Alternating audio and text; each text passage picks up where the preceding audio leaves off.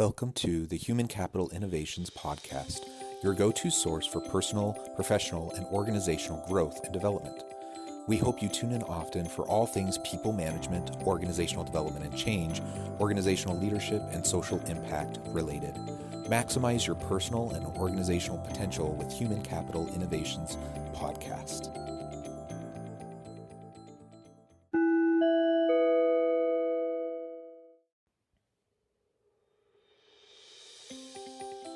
Welcome to the Human Capital Innovations Podcast.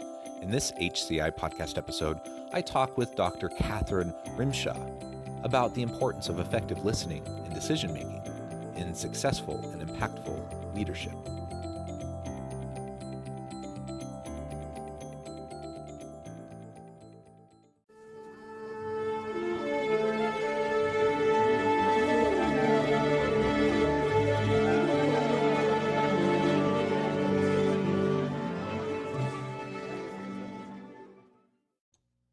Catherine M. Rymsha, welcome to the Human Capital Innovations Podcast. Thank you. I am so thrilled to be here today. Yeah, I'm super excited too. 'Tis the season for busyness, and I know everyone's running around like chickens with their heads cut off, just trying to navigate this holiday season amidst a pandemic. I appreciate you taking time out of your busy schedule to take the opportunity to meet with me and to have a nice discussion. Today, we're going to be focusing on leadership. I'm excited to have a chance to talk with you about the insights from your TED Talk and from your recent book as we get to explore how to be a more impactful leader together. In part, that comes from listening, but I suspect you have many other really great insights to share with listeners today. Dr. Catherine M. Rymsha is a lecturer at the University of Massachusetts Lowell, where she teaches courses on leadership. Catherine spent over 10 years in marketing and communications leadership roles, ranging from marketing healthcare conferences to writing speeches on payment card security. She now leads learning and development for a software company. Between her academic and professional experience, she has taught thousands of courses on leadership, feedback, and career to global leaders across an array of industries.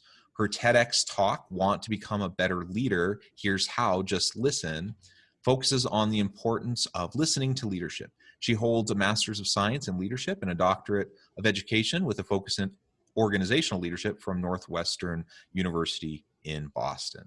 Again, what a tremendous background. I love that you have that scholar practitioner orientation and focus. That's something that resonates with me in the work that I do as well. And it's always a pleasure to be able to talk with colleagues about leadership. Before we really launch into the conversation, anything else you would like to share by way of personal background or context for listeners? As you mentioned, I've had a bit of a dynamic background in both taking the academic route and getting the doctorate degree, but then at the same time, kind of working my ranks up through my own corporate ladder and focusing, like you said, in marketing and communication industries. Now I'm in software, and then writing the book alongside that. So it's been a whirlwind, but it's taught me a lot about myself, my own leadership decisions, and really given me the premise needed to write this book, and with the intent of helping others kind of improve their effectiveness, both within their personal life and their professional life. So. Wonderful. Well, I think that's a noble endeavor. I teach some leadership as well, but mostly I teach organizational development and change management, HR, ethics types of courses. And of course, there's connections between all of those areas. And doing that in the university space, as well as a consultant going out to organizations, is really a lot of fun. And I always like being able to connect the theory with practice and being able to bring the real world into the classroom and bring, the academic rigor into the business world and the consulting world. So I think it can be a challenge, but it's a lot of fun. Most definitely. It's a good mix. Yeah, absolutely. Well, as we launch in, I thought first we can talk just briefly about the core message of your TED Talk, because listening is such a vital piece of leadership. And then we can move on into some of the insights from your book a little bit. So just give us an overview, a background to what you discussed in your TED Talk and why listening is so important. When I was doing my research for my doctorate degree, I was chatting with somebody at a health system in Mississippi. And during the interview, she was talking about the importance of being a great speaker as a leader, which I think most people attribute that to strong leadership, of being a great motivator, a great speaker, and that's no surprise to anyone. But as she was kind of chatting through some of her thoughts on that, I was kind of nodding off and just taking notes and trying to get through the process. And then, ironically, she called out how important it is for people, and leaders specifically, to be good listeners, which kind of put me on my toes because, like I said, I had started to kind of nod off and just take the notes and run through the process. And when she talked about that, it struck me because she really discussed about how she was not conscientious of her own leadership listening ability until she took a particular work related course that really focused on ways one can become a better listener and how that impacts every piece of their life, from home to work to their personal relationships. I mean, the list goes on and on. And that struck with me. And when I got the opportunity to do the TEDx talk several years ago, I was thinking, what would make the most sense to discuss? And that interaction with that woman so many years back really came to mind, and how listening is such a critical element. But the irony of that is, when you look at our education system and our curriculums, both at the academic and the undergrad, graduate level, going as far back as to elementary school, high school, middle school, et cetera, not many times in our life are we ever taught how to be great listeners. I think in my book, I reflected back on a time that when I was in 5th or 6th grade, we had to do a listening activity. But that's the only time I can remember that I ever gave that any sort of thought. And over the years, since I've been training within the leadership development and feedback world, I always ask that when I deliver workshops. How many people here have ever taken a course on how to be a good listener? And every so often, I'll have an international student say that they have, which I find it so interesting that here in the United States, we don't really have that in our curriculums, but yet globally they do. And yet even talking about listening as a leadership skill seems still a bit foreign to people, and still an attribute that we're not even great at training in and around, because we're not properly trained to ourselves. So it just makes for an interesting balance. Yeah, and I wonder why that is. I mean, Yeah. I imagine part of it's cultural. Um, and I don't know if you've had the opportunity to work much overseas or teach overseas.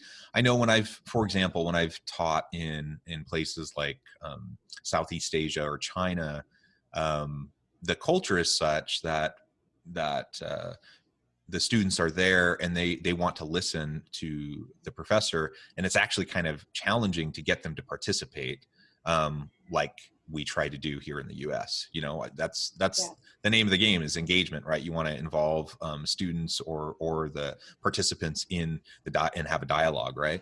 And so they do it really well, where they pay attention, they listen, they take notes, but they don't always engage as much as I would hope when I'm in those settings. On the flip side, you have students here who aren't as careful or thoughtful about how they listen or pay attention to what you're saying, and you have to repeat yourself a whole bunch of times.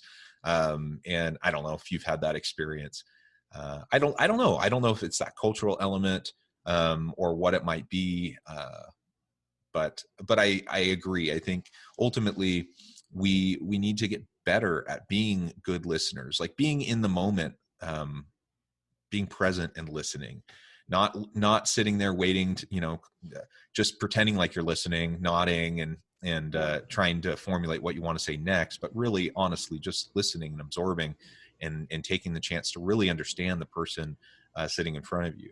That requires vulnerability. It requires empathy, and those aren't always words that we use to describe some of the most well-known leaders that are out there. So what do you think the answer is? How do we help people develop more listening skills and become better leaders? Yeah, I wanted to go back to your point though. I've had similar experiences when going to APAC, and they will listen. I did quite a few sessions in China at one point, and even now have a lot of students from Japan, and they will listen to every word and they'll send follow-up notes after the fact, and they'll be able to really reiterate back to me exactly what I talked about in the context, and it's phenomenal. And I don't see that so much with some of the US based students, although they do, I think, like you pointed out, listen in terms of getting ready to respond and be the one with the right answer in the room. So it's interesting, especially when you have some, not to pick on the US students, whether they be academic students or corporate students, compared to that to the rest of the world, but it is an interesting mix. I think where there becomes a level of self-awareness and improvement is a lot of people realize that they aren't great listeners. And I think a lot of people listening to this now are probably nodding their heads and half listening and checking email and even caught in that own bucket because everything is so fast paced. And I think even having that level of realization to say, I am not being mindful in my approach to my conversations and being within the moment can be something, like I said, that we all know, but not something that people really take active steps to getting better at, because they can still get by kind of multitasking. And I think that's one thing that even if you think about the last year, I know when I've talked to some of my students and peers and colleagues, and considering the nature of the COVID environment, that people have had more time at home to think about who they are as people and where they're finding meaning in their life and what things they would change. So I see, like I said, a lot of folks that I work with or interact with getting new jobs or quitting their jobs to pursue kind of more personal interests. And I think even some of them have become aware more of their interactions, of how they communicate both in email and text and, virtually, but then also saying, like, I'm not a great listener. And I think even having that level of awareness to say, okay, I'm going to be on this video call and I'm just going to focus on this video call might seem like a very simple thing. But I think because we're becoming so hardwired to multitask, that can be quite a challenge for people to even focus on simply the people on the screen in front of them and turn off email and put the phone in the other room, and lock the dog away if they can, or whatever that looks like. And I think it's trying to find those areas or those kind of simple steps you can take in your day-to-day that you can become better of a listener. And like I said, whether that be in the virtual or even being at home now with more family, or even communicating to friends differently, just saying to yourself in the moment, am I truly listening? And if your answer to yourself is no in that moment, what do you need to do to redirect and adjust to become more mindful and conscientious of that, and starting to self-develop and improve? Yeah, it really just takes some intentionality and some reflection to recognize, where we might be able to make some improvements. And then just, like anything else, you set goals and you monitor yourself and you see how you're doing, and over time you can make some improvements. And I think, again, in this day and age where we need more emotionally intelligent leaders that can demonstrate empathy and provide the support that people need, particularly during a difficult time like a pandemic. You can't really do those things unless you're a good listener. You can try to fake it, but people can usually tell the difference, and they can see if you're not being sincere. They can tell if you're just going through the motions. And so I think that's a really, really important point. I appreciate you sharing that, and encourage listeners to check out your TEDx talk, where you go into that in more detail.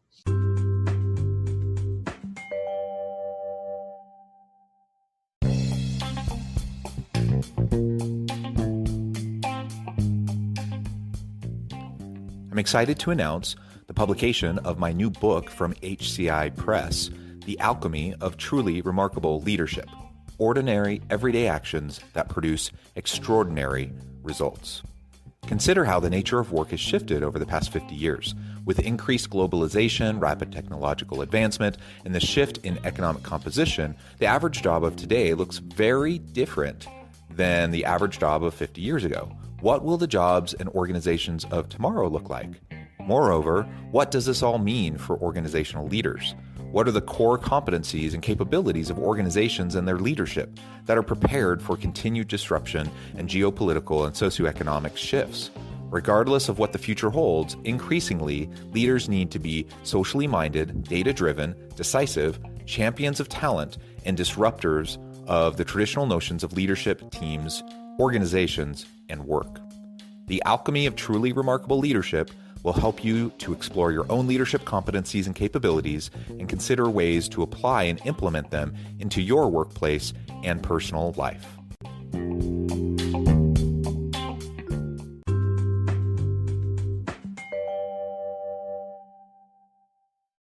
Let's pivot a little bit and talk about your book now. Yeah. So obviously there's so many things that go into trying to be effective as a leader. And I know you talk a lot about decision-making and how an effective decision-making framework can really help towards leadership development. Tell me a little bit more about that and what types of frameworks you find to be helpful. Great question. So in my, I've been doing leadership development and studying leadership for years now. And a lot of times people have asked me, what's the secret? How do I become a better leader? And I would always rack my brain with that question of like, how does one really become a better leader? And what does that actually look like?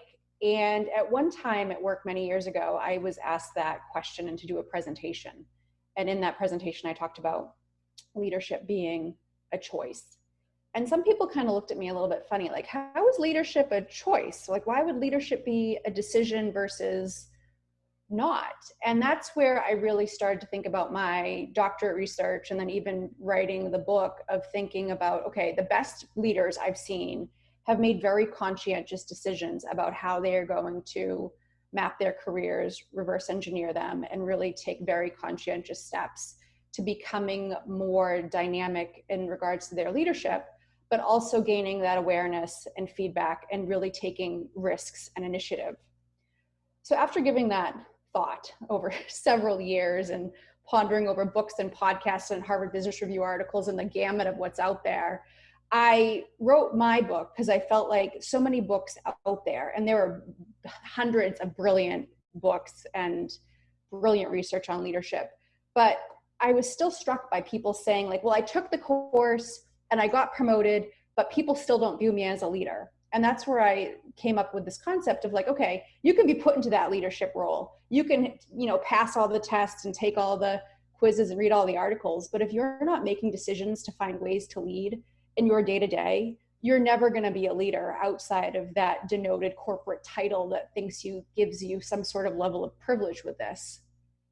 And being in a leadership development role full time, I was thinking about different models out there about ways people develop and the skills. And so many books to focus on the skills, which I think is incredibly valuable and important, but there's a whole other bigger picture that you can work on developing a skill. But if you're not deciding to practice that skill and making conscientious efforts to a point you made earlier on about getting feedback, you're never going to improve as a leader and be a leader, both personally and professionally. So in the book, to get into that nitty gritty, that's one thing that I highlight a lot about if you make the decision to lead and you want to become a more effective leader, there's kind of 3 steps you take in terms of gaining awareness, practicing, and evaluation. And that's where I really get into more of that feedback angle, especially as it relates to listening, because like I said, I see it in my own professional and academic life all the time, that people think that they're leading, but yet they're never getting the feedback, or they're never experimenting, and they're never finding ways to challenge themselves outside of the kind of mundane tasks that they're being kind of tasked with every day as a part of their corporate level job. And I think that's where people still need to have a level of resetting what they kind of define as leadership and where they can be leaders within their own lives, and professional and personal, like I said, both formally and informally. Yeah, well, a bunch of really great points a bunch of really great points you just made. But I'll first pick up on what you just closed with, and that is, and you said it towards the beginning as well, formal and informal leadership, right? And just because you get promoted into a position where you have a title and you're a leader, and then people say, well, nobody actually views me as a leader. That's because it doesn't just automatically happen just because you have a title. Yeah. You can be very influential and lead others with no title, with no formal position in the hierarchy, and you can have a title and really not be an effective leader at all. We've all seen it many, many times. And what often happens when someone's promoted into those types of roles within the hierarchy is that they really end up, you know, spending so much of their time putting out fires, doing the tactical things, doing the day-to-day things just to stay afloat. And those things, don't get me wrong, I mean, those things are important. If there's a big issue, it needs to be dealt with, right? But I think oftentimes leaders, like formal leaders in a position with a title, they slip in to that kind of a role where they're not actually leading anybody. They're just kind of going through the motions. They're putting out fires constantly, and they're not doing the basic consistent things that are necessary to build trust, to develop relationships, to get the most out of your people. And that's when people start to see you as a leader, not just because you can hold a meeting, or because you can run this process, or follow this policy or whatever. And so, to your point about like how do we define leadership, I think that's just a really important question for everyone to consider carefully, because sometimes the what we see, the examples we see in our day-to-day experience, as we look to those around us, and we look to those we report to, those, even though people are doing the best they can, those aren't always the greatest examples to look to. And we can do better if we're mindful and we're thoughtful and we reflect and we get feedback, and we're continually going through that iterative cycle to learn and grow. 100%. And I hear so many people who I can see so much great leadership potential in falling victim to that. Well, my manager doesn't do it that way. And then they even get back into that verbiage of like manager and not their own kind of leader or person that they aspire to potentially be as you think about kind of moving up in the career path. And I always find that so interesting that some folks use that as a crutch almost, without having their own kind of independence from those above them, and knowing that what they do and how they act as leaders impact not only themselves, but the people below them and the people around them. And yet they still, like I said, they still get stuck in that. Well, the people above me don't do it. And that whole, like, they don't lead by example, so why should I? And seeing some of that potential begin to dwindle away because they're stuck in their own mindset, or being stuck under somebody else formally, quote unquote, that really doesn't have that leadership gumption that they may and might get impacted because they're either staying in a job that isn't a great fit and it's impacting them as a leader and how they even view the practice of leadership, and it's hindering their own growth, which I think can become then toxic for not only themselves and their thinking, but for those around them too. Yeah. And as we find ourselves in these new roles, there's always a learning curve, and so we're excited. We're ready to hit the ground running. We're learning as we're going. We're building the plane as we're flying it, so to speak.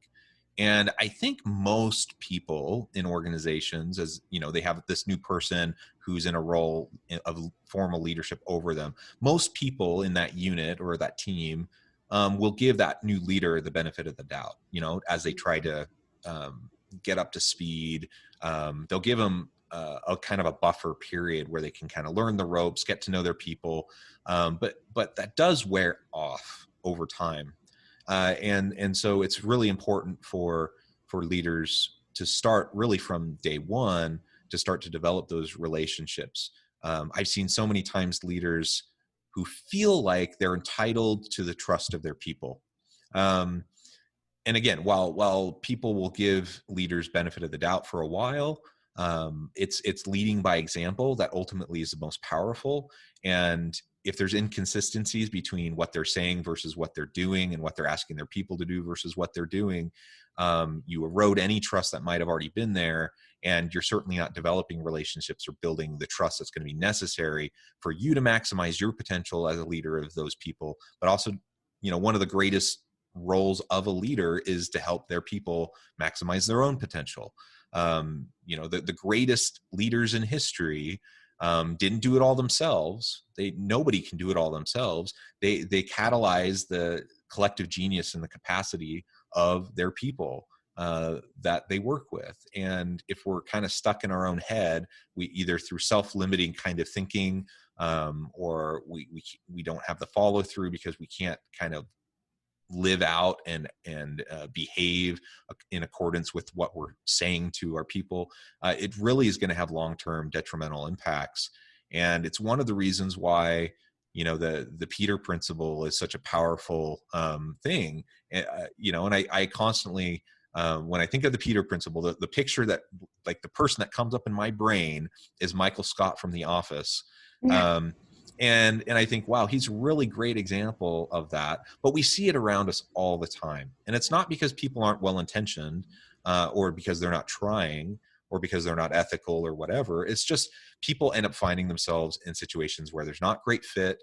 They find themselves in situations where they're not willing to kind of tackle that learning curve of leadership versus, you know, whatever their area of specialty might have been prior to that new role. And ultimately it just causes problems. Do you see that often in your own consulting and teaching, that people don't realize that kind of one of those key attributes to strong leadership is being able to prepare the next generation to take over?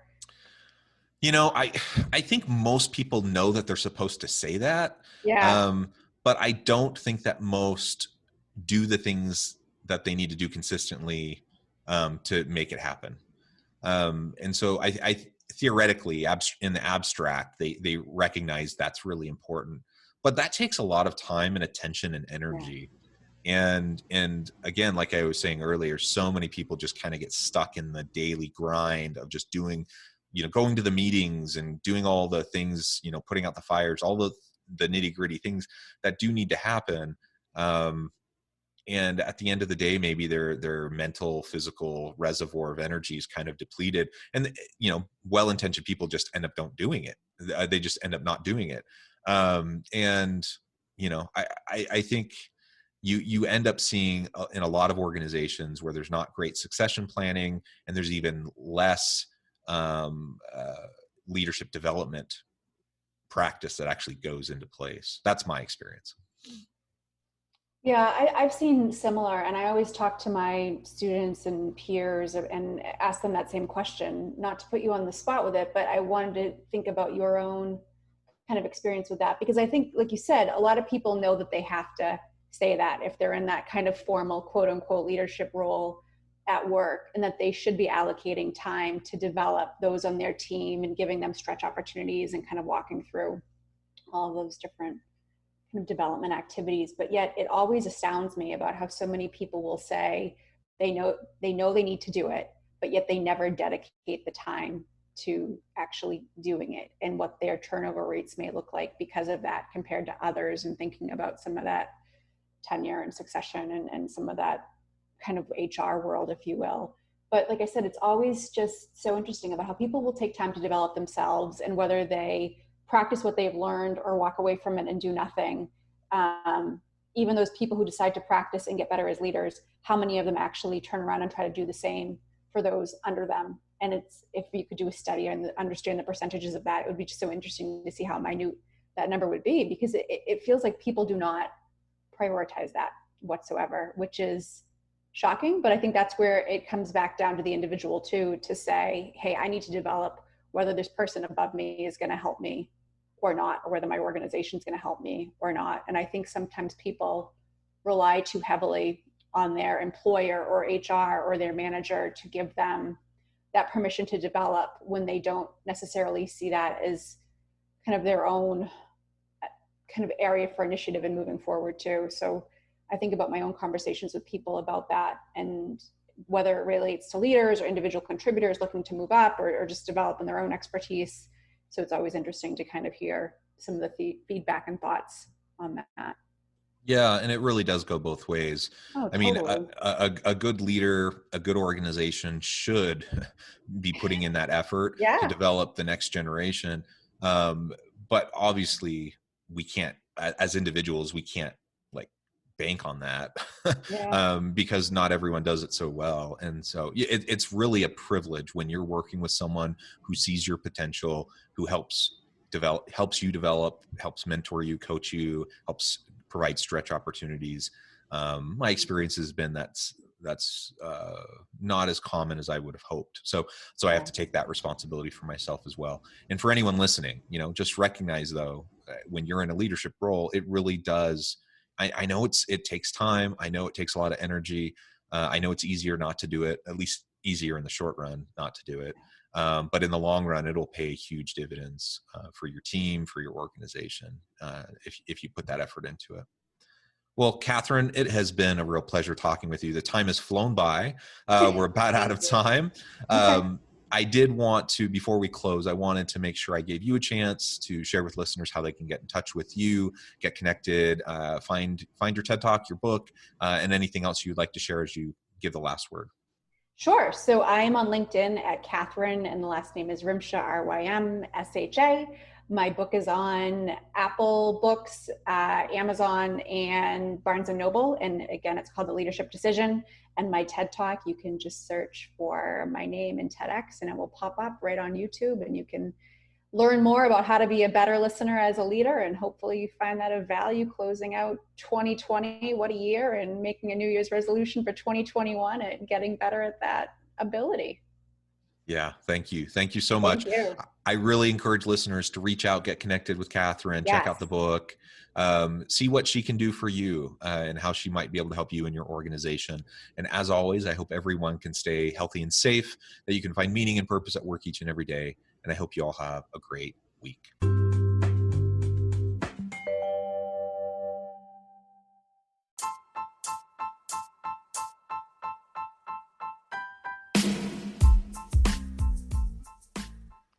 We are excited about the launch of HCI's new magazine, Human Capital Leadership. Human Capital Leadership is a free, interactive e-magazine designed to help individuals, leaders, and organizations find innovative approaches to maximize their human capital potential. We will be publishing issues quarterly in August, November, February, and May. Check out the first issue and let us know what you think.